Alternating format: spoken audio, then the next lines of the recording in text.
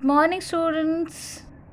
Once again, I welcome you to your English class. So, students, in the last class we had started one new poem that is named as The Flower School.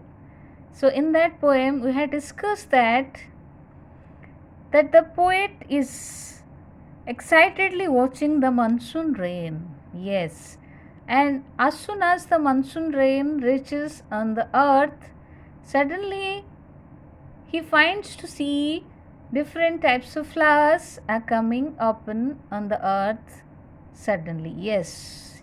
But here the poet is thinking, where were the flowers till now? So at last he is reaching at the conclusion that perhaps the flowers were under the ground till monsoon. Yes, and like him, they the flowers were also doing their lessons. They were also going to school and they were doing their lessons by closing the door of their classroom. Because why they are closing the door of their classroom? Because their teacher is very strict. The teacher is not leaving them to come upon the earth. That's why they were forced to live inside their classroom and do all their homeworks. Yes, so here the poet is also describing about the strict disciplinary activities of the teachers, which he also suffers during his childhood days. Yes, during his school days. But what happened? Now we'll start further, we'll go further. So here I am reading the stanzas for you. When the rains come, they have their holidays. Branches clash together in the forest and the leaves rustle in the wild wind. The thunder clouds clap their giant hands and the flower children rush out in dresses of pink and yellow and white. Yes. So till now what you got to understand? That as the teacher of those flower children were very strict, they were not able to come on the earth till monsoon. But as soon as monsoon arrives, rain arrives, what happened? They got their holidays. Yes, now their school is closed and they are happy to get their holidays. As you people also are getting your holidays during summer vacation. Are you all happy during summer vacation or not? Yes, because during that time you are getting a long holiday and you are enjoying a lot at that time. So similarly, when the flower children they got holidays from their boring classroom, and they become very happy because now they don't have to do any sort of homework. They will enjoy a lot. Yes. So again, when monsoon comes, when rain comes, what happened? Branches clash together in the forest. Yes, branches clash together. Clash means hit against one another. Yes, so branches of the trees they hit against one another in the forest. Why? Because when monsoon comes, wild wind also started. Wild wind also starts blowing due to the what? Due to the powerful wind, the branches of the tree clash with hit with each other and the leaves rustle in the wild wind. Yes, so do you know the meaning of rustle? So let me say you. Rustle means to make a soft crackling sound due to the movement of dry leaves. Yes. So as you might have heard that rustling sound of the leaves. When dry leaves move in the wind, what happened? A type of soft crackling sound produces. Yes, so that is known as rustle. So when the wild wind blows very heavily, so what happened? Real leaves also rustle in that wind. Yes, so branches clash against each other, leaves rustle, and the thunder clouds clap their giant hands. Yes. So do you think the clouds can clap their giant hands? No, it is not possible because clouds are things. They are not human being. But here the poet is thinking as if they are human being. Thunder cloud is human being. Here thus the poet has used what? Personification. It's a type of metaphor. It's a type of figure of speech. In later on higher classes will come to know what is figure of speech. Yes. But let me say what is personification. Personification means if any non-living thing is taken or considered as human being, it is known as personification. So here thunder cloud is considered as human being, as if it is a human being, and they are what the thunder clouds are doing? They are clapping their giant hands. Yes, and thunder clouds are having giant heads. Giant means something unusually large. Yes, they are exceptionally large hands. And when rain comes, what they do?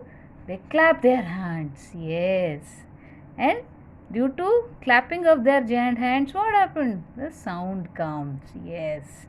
And the flower children rush out in dresses of pink and yellow and white. So, when rain comes and this type of things happens, branches clash with each other, leaves rustle, thunderclouds clap their hands. So at that time what happened?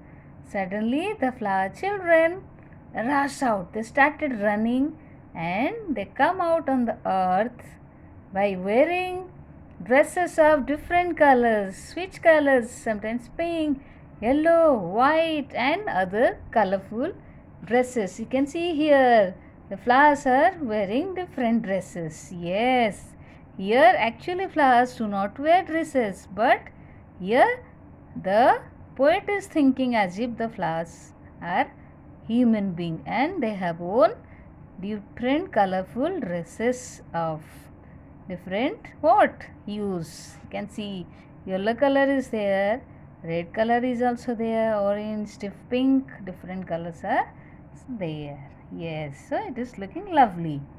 So next, do you know, mother, their home is in the sky where the stars are. So here the poet is addressing his mother. Yes, what he is saying his mother? That, do you know, mom, their home is in the sky. Yes. So here the poet is thinking as if what he is thinking?